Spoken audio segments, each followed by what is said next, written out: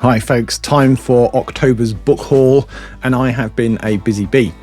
The chief culprit this month has been this book, 101 Best Novels from 1985 to 2010 by Broderick De Filippo. I had this book in last month's haul, and I've subsequently done a video going through the list of books and which of them I've got and which of them I haven't. And then I've made it my mission to fill the gaps, and there were quite a lot of gaps.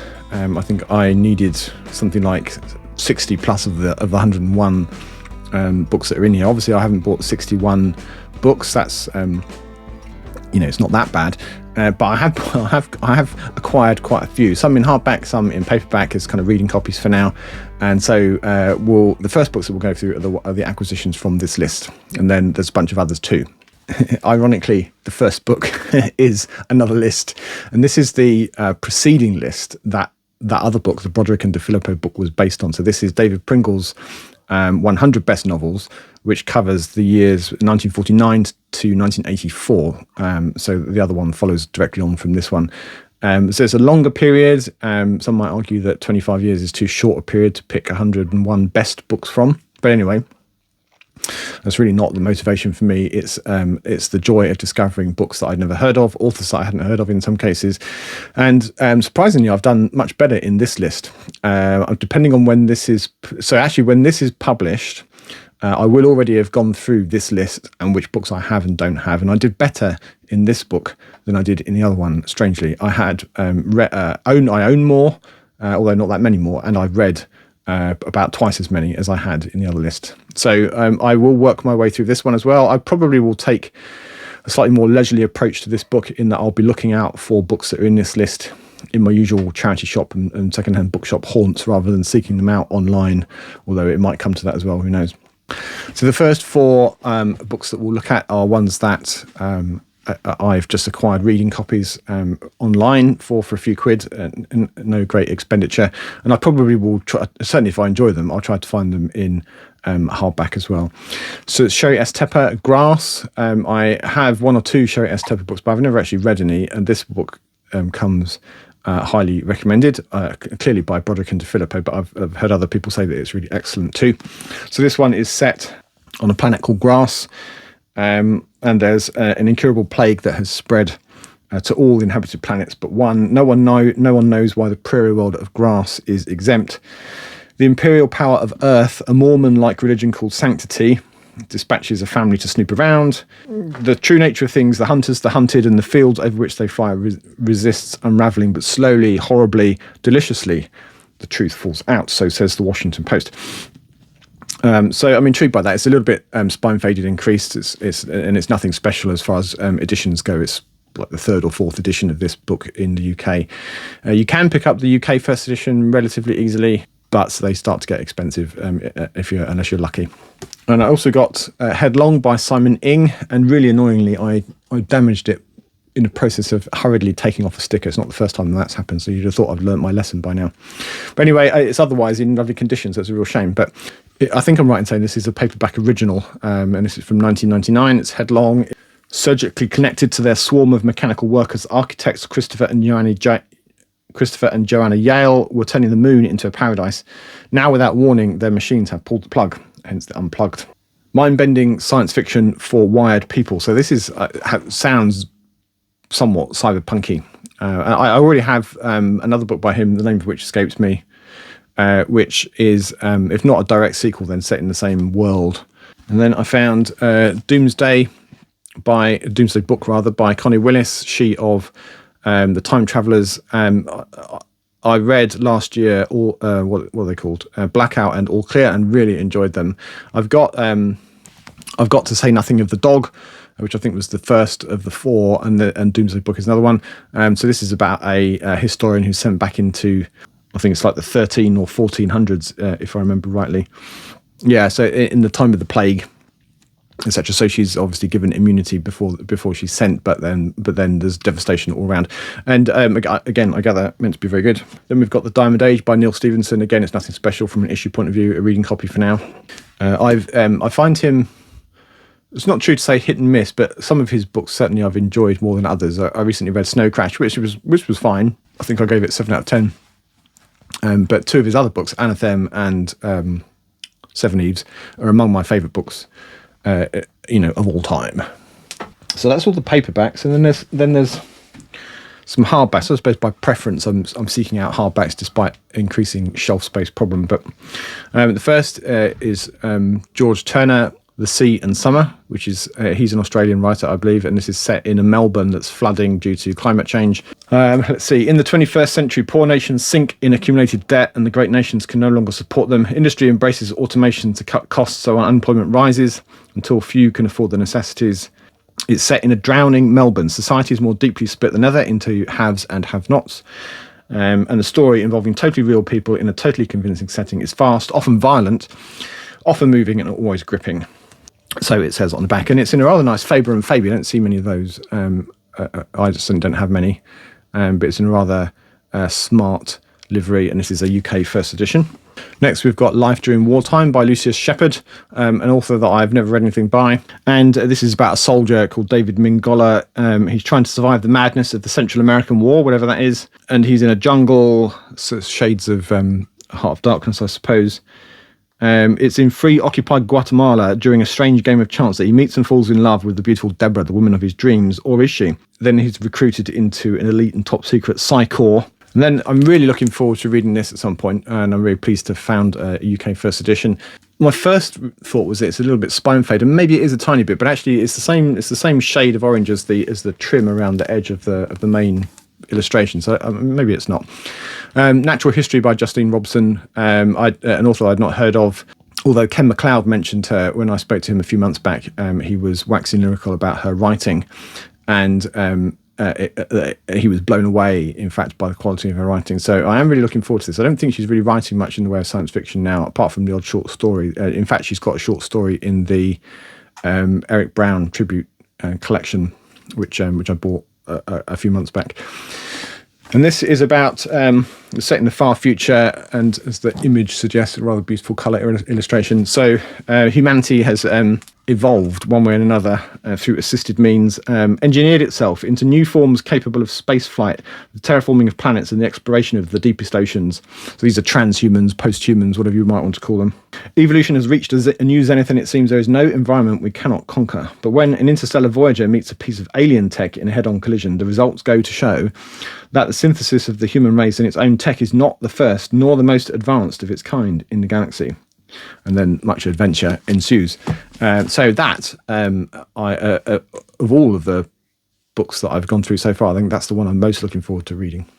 We've Fourth Estate UK first edition of The Yiddish Policeman's Union by Michael Chabon. You know, I've displayed my ignorance freely over the last 18 months or so that I've been doing this channel. This is an author and a book that I'd never heard of until I went through that list of Broderick De Filippo. And this imagines a world in which, and I think I'm right in saying that this was proposed at the time that Israel was formed. It was proposed that there would be a Jewish homeland somewhere on the North American continent, and that Jews could emigrate there and live in peace.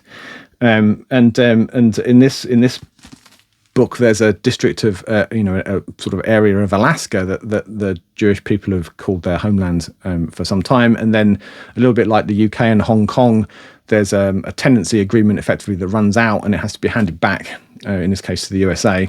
Yeah. So in this book, the fledgling state of Israel collapsed. It didn't survive the experience like it did today. So proud and grateful and longing to be American, the Jews of the Sitka district in Alaska have created their own little world in the Alaskan Panhandle, a vibrant, gritty, soulful, and complex frontier city that moves to the Yiddish beat. And so 60 years later, the district is set to revert to Alaskan control, and their dream is coming to an end. And so this follows a Jewish cop from that district. His life is a shambles, his marriage a wreck, his career a disaster, and then there's a murder in the motel or whatever it is that he lives at, and so he has to investigate it. So the setup for that is very intriguing.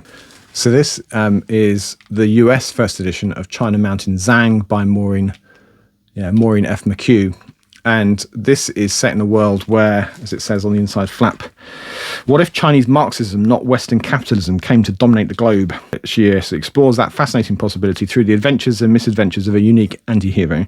China Mountain Zhang is your everyday hard-working New Yorker, except he looks Chinese, which gives him an advantage. He works as a construction tech in a broken-down backwater, but he dreams of visiting China, the opulent pinnacle of the revolution. And then he gets fixed up with his boss's daughter, and much adventuring ensues. I hear really good things about this book. Outside of its recommendation in the Broderick De Filippo list, I'd already heard this was really good, so I was really pleased to find a decent first edition for not too much money. And then there are two books, only one of which was actually in the Broderick De Filippo list, but I felt obliged to get the other as well, and you'll see why. So the one that was in the list is The House of Storms by Ian R. MacLeod, and this is a steampunky type thing, I think. Let's see, set in amongst the familiar hills and cities of an England that is strangely recognisable yet utterly new, suffused with the power of magic. So in this world, we can mine something called ether, A-E-T-H-E-R, from the ground, a little bit like coal maybe, and that's the source of all energy in the world, in this universe. And the history of England has been changed somewhat dramatically by this thing. I don't really know how or understand how. And what I found when I was reading the entry in the Broderick De Filippo book is this is actually the second of two. Why they picked this one and not the first one, I'm really not sure. But the first one is The Light Ages. So I think they come as a pair, really. So this is a UK first edition, but this one, I'm pretty sure, yeah, this one is a US first edition. So a bit of mix and match. I do like an alternate history. So I'm intrigued by those as well. So really, so that's the set of books that I've got so far anyway from the Broderick De Filippo list. I'm pretty excited by a lot of those books, and I'm keen to add to my, and I'll add them to my creaking long-range TBR pile, and I'll get to them at some point eventually in a parallel universe where I have the time. Very good. So don't go away. There is more to come. Then what else have we got here? Right. So this arrived in the post completely unexpectedly the other day, and I thought I'd ordered it and forgotten that I'd ordered it. But in fact, what I'd done is put it on my wish list, and a viewer very kindly plucked it from my Amazon wish list and sent it to me. So this, let's see. So this is a gift from Larry Brinsfield. I enjoy your channel. Thanks for the great content from Larry. Larry, thank you very much. That's very much appreciated. It always puts a smile on my face when an unexpected book lands on my doormat. So this is an Alistair Reynolds. It's permafrost. It's a novella. Well, I don't know if it's a novella or a short book. 173 pages. Back in the day, that would have been a novel, but by recent standards, I think that probably counts as a novella. And it's set in the Arctic Circle. A group of scientists and engineers and physicians gathers to gamble humanity's future on one last ditch experiment. So this is set in 2080, or some of it is, and then there's a thread in 2028 as well, which is almost upon us. Thank you very much appreciated.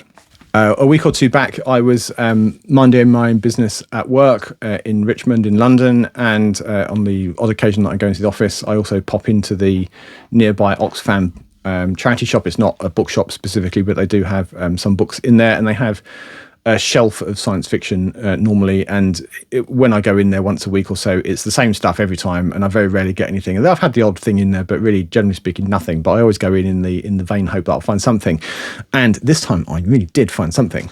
So I found a pretty rare copy of Harlan Ellison's The Beast That Shouted Love at the Heart of the World. And this is in the Pan lozenge, which regular viewers will know. I've been collecting the 80 books that are in this format. And the ones I've got left to get, about 15 of them, are increasingly difficult to find in any condition. And this one is in really good condition. So I took it to the till, thinking they were going to charge me the usual $1.99 for a paperback book, to be told it was £9, and I balked at the prospect of paying £9 for it. I thought it was ridiculous. So it really does annoy me when charity shops get delusions of grandeur about what they're selling and pretending to be, an actual shop, as opposed to just kind of churning through other people's discarded items. For me, it takes half the joy out of potentially finding something extraordinary for hardly any money. But anyway, so I walked away, I left it, and I got back to the office, and I was thinking, maybe that wasn't the right thing to do. So I checked online how much it costs to buy a copy of this.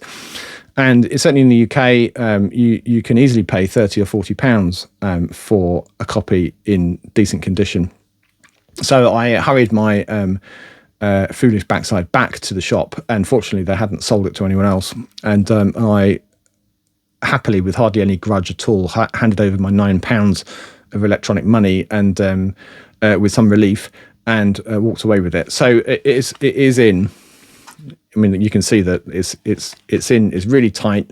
The spine is unfaded and uncreased, and the back's in pretty good condition too. It's certainly very good.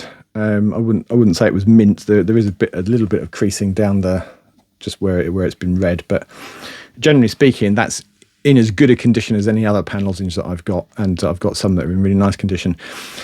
And the Harlan Ellison books are pretty hard to find in this livery, and I think I'm right in saying now that I've got them all, more by luck than judgment, in a couple of cases.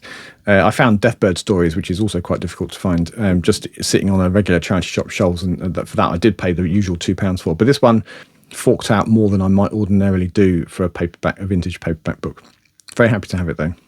And then a couple of weeks back, I had a visit from a book friend of mine, probably 15 months ago, just a few months after I started the channel. Through circuitous means that I won't bore you with, I had an offer to receive a donation to my library of several hundred books, about 300 books, mostly from the 60s, 70s, and some in the early 80s of science fiction. And as you know, somebody was having a bit of a clear out in their office, and they decided that they could go to a more deserving home. And the bargain that we struck gladly on my end was that from time to time Dave would pop round and have a poke about in my library and borrow a couple of books. And he's done that 2 or 3 times now, and he popped around the other week to bring back the 2 or 3 books that he borrowed previously, and to take a couple more. But he also brought us some gifts.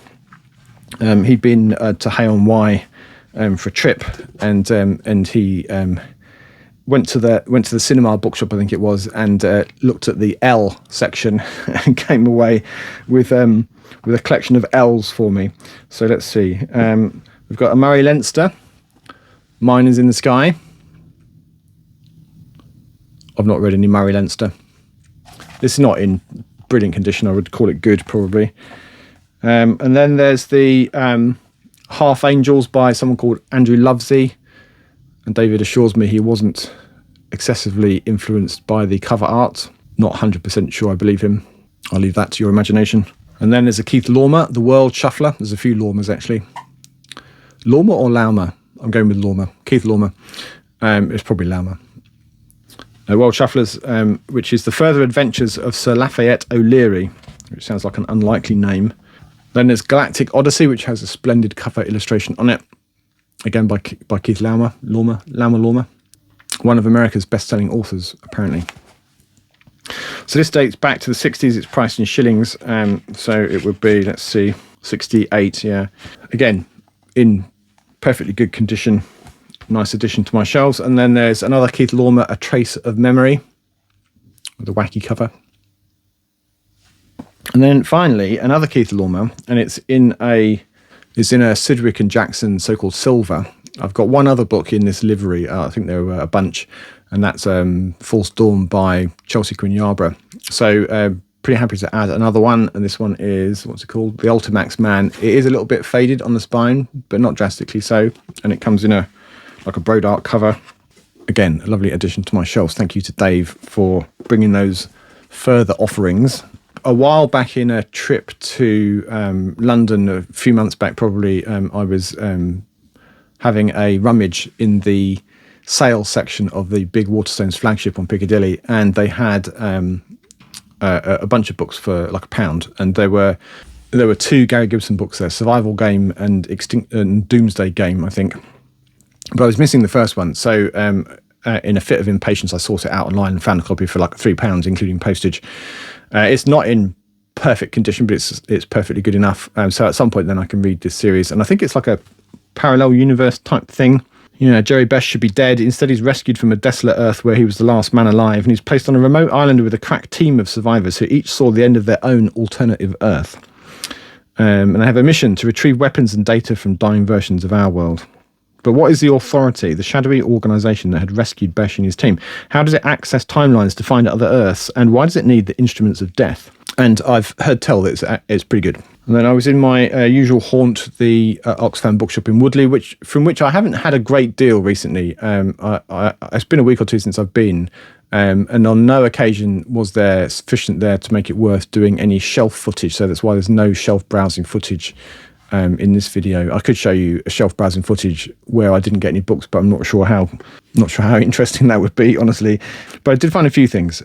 So I found a couple of Philip Jose Farmers in Grafton editions, which are in pretty good condition. So this is Day World, sort of wraparound art, and then Day World Rebel, which is the long-awaited sequel, apparently, to Day World. Again, nice condition in a 1980s era Grafton. I think it will be 80s. Let's have a look. Yeah, just about 89 for the sequel, and then the first one, 85. So in this world, they manage population by having everyone be asleep for 6 days out of 7. So you can, go about your business on 1 day out of 7. There are laws about being a daybreaker, so that's disobeying the law that says you come alive only 1 day a week. And the most dangerous daybreakers are members of a secret organisation who possess a secret beyond price, the secret of extending their lives 7 times beyond the normal lifespan. And then I was pretty happy to find this. So this is a slipcase edition of Earthsea. It's in the Puffin, which is the sort of junior version of the Penguin publishing behemoth. And it's the slipcase is in really nice condition, which was an encouraging sign, as I thought that the books therefore would probably be in nice condition too. And indeed they are. So it's the first 3 books, the original 3 books of the Earthsea trilogy. So you've got Wizard of Earthsea with a nice colour illustration. So that's the first one, which is very nice. And then the Tombs of Atuan.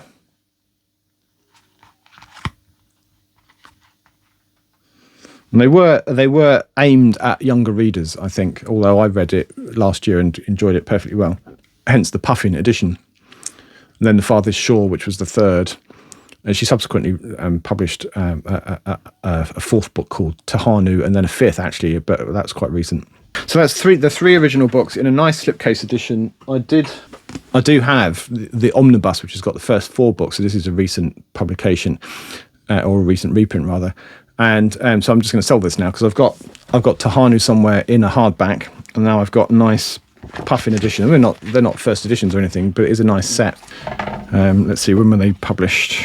These were printed in 78, so late 70s. So 5 or 6 years after the original books were published. Nice.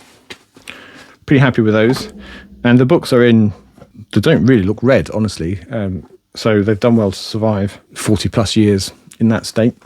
So not my most productive ever visit to that particular Oxfam bookshop, but I did not bad. At the end of last year, or early this year maybe, I think it was at the end of last year, I did a video looking at my most anticipated science fiction of 2024. And whilst I've acquired and read most of those, I hadn't got a copy of Jack Campbell's In Our Stars, which is the first of a new series. So Jack Campbell, you probably know, is the author of the Lost Fleet series, the first few of which I've read. There are umpteen of them, and then there's a follow-on series and God knows what. So this is a new series. I've God knows how many books. I imagine he'll churn them out pretty fast.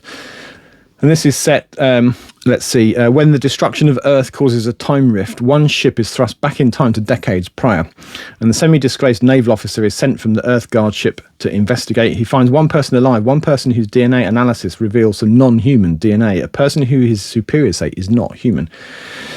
That's not how he sees it. Blah, blah, blah. The knowledge she brings from the future might hold the key to saving Earth from destruction. And so the whole deal is about daring do and saving the world from its future destruction as depicted on the cover.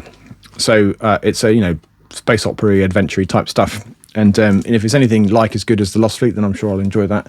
I didn't go on to finish the whole series. I didn't get bogged down. I'm not sure I lost interest. I just never really followed through to read the rest. And then I've been busy acquiring hardback editions of Greg Bear's books, and this one is Hegira, which was, I think, his first novel, but it's not a first edition. It's the first hardback edition, but it was a paperback original. This is published by Seven House, who did a bunch of that type of thing. Yeah, this first hardcover edition, published in 1988 by Seven House Publishers. This is the first thus, I think we can say.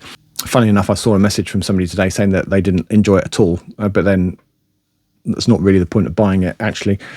I forget who said it, but collecting books and reading them are two different hobbies. And there is, fortunately for me, a fairly large overlap in those two hobbies, but they aren't necessarily the one and the same thing. So this is Hegira, one of the best of this generation's idea writers. He explores the very edge of tomorrow and makes you feel what might happen the day after. And that's David Brin saying that, fellow traveller. Across the vast surface of Hegira, which must be a planet, loomed the obelisks, towering monoliths 1,000 kilometres high, upon whose ancient faces is etched all the accumulated knowledge of the firstborn.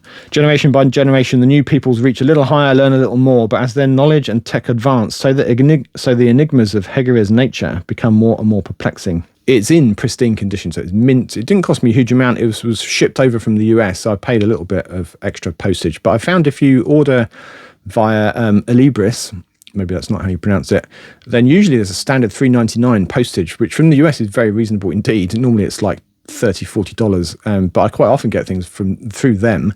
They obviously have a standard flat rate shipping. They must do it in bulk or something.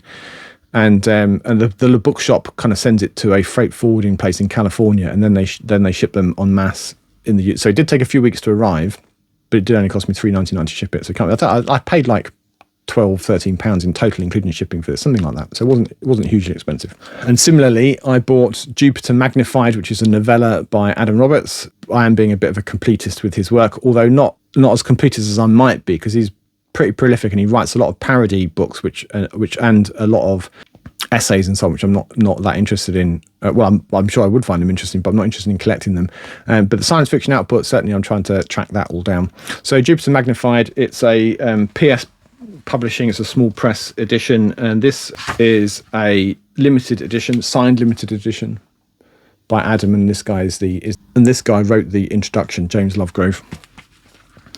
So this is from pretty early in Adam Roberts' career, from 2003, and I think his first book was published in 2000, maybe, Salt. So it's only 2 or 3 years after he probably only had 2 or 3 novels under his belt at that point. And in this book, or in this novella rather, it's pretty short. It's only under 100 pages, and 20 of those pages are poems related to the text. But in this book, the premise is that Jupiter one day relocates from where it normally is to pretty close to Earth's orbit. And this is a narrative that recounts the impact of this on inexplicable event on daily, ordinary life. So I don't know how much I'm actually going to enjoy that. So I think it's quite a lot of poetry in there, which isn't my cup of tea at all. But it is a beautiful cover, and it's wraparound art as well. And again, this is in mint condition, and it's a signed limited edition. So happy days. I think I probably paid, because this was shipped from the US as well, I think I paid about £20 for that, which for a novella, it was more expensive than I might normally pay. But if you bought a novella new today, it would be easily £20. So, And then my daughter found this in a charity shop and bought it for me, which was very nice of her. So this is Arthur C. Clarke's 3001, A Final Odyssey. I had a paperback edition of that, so I'm just selling that on now. Obviously I've read the first one. I'm nearly certain I've read the second one, 2010. Years and years ago. I haven't read it for a long time, and I don't think I've read 3001. Yeah, this is a US first edition for what it's worth, from Del Rey for $2.49. It seemed rude not to, really. And then I was very pleased to get this. So a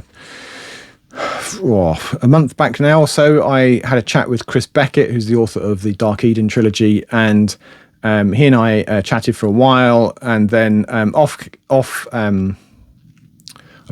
camera, but after we finished recording, I was saying how much I'd like to get my mitts on a hardback edition. I think it was after recording, a hardback edition of Holy Machine, which was his first book. And it was only printed in the US for some reason. I don't know why. It was a US first edition. And you can get it, but you pay big bucks for it. Upwards of £100 for a copy of it, and it's often just not available. He said, I think I've got a copy of that on my shelves. A spare copy, if I can find it, I'll send it to you. What I hadn't realised was, until later, is that he meant the paperback edition, but it's still with the same cover art, which was what he said he really liked about it. So it's not the hardback, but it is the trade paperback edition from the same time. and it's published by Wildside Press back in, let's see, 2004. And so it's his first novel, The Holy Machine. And because it came off of Chris's shelves, he posted it to me. He very kindly signed it for me as well. So it is a signed first paperback edition, anyway, of The Holy Machine, and from the author's very own shelves, which is very nice. So, in the unlikely event that Chris is watching this, thank you very much. And then finally, when I was in London a couple of weeks ago, I went book shopping with my daughter. And as I think I mentioned, she did better out of it than I did. But I found that Ian McDonald has a new book out. So I picked it up sort of reflexively. And it's only later that I realised it's actually not science fiction. It's kind of folk horror, The Wilding. And at the time that I'm recording this, I'm speaking to Ian tomorrow. That makes sense. And that video, the resulting video, will appear at some point on the channel in the next 2 or 3 weeks. And so we'll talk a little bit about his new book, but hopefully I can cover some of his older stuff as well, and some other questions. I'll conduct a light interrogation. I'm looking forward to speaking to him. I have read and enjoyed several of his books. There are a bunch that I haven't read yet, but there are several that I have enjoyed, particularly the Lunar trilogy, which I really did enjoy. So this is called The Wilding, and it's, like I say, folk horror. It's set in Ireland. He lives in Northern Ireland, and 5 kids are on a sleepover in a restored wilderness project in Ireland. And there's 3 teachers and 1 ranger. Strange things have been happening at Loch Carrow, a vast rewilding project on the site of a former commercial peat bog. Livestock mutilations, rumours, myths, strange unidentifiable tracks. And on the trek to the sleepover location, they sight animals that have not yet been introduced to the park. Wolves, wolverines, and things older, things long extinct. And then the camp is attacked and, much peril ensues. So The Wilding, by Ian McDonald, brand new book from him. Coincidentally, I have Hopeland, which is his most recent book before this one, which I have not yet read, but is on my TBR pile for this month, so I'll get to it soon. Unfortunately, not before I speak to him tomorrow. It's quite a thick book. I'm not going to read it by then. That is everything for this book haul. Thank you very much, as always, for watching, and until next time, goodbye for now.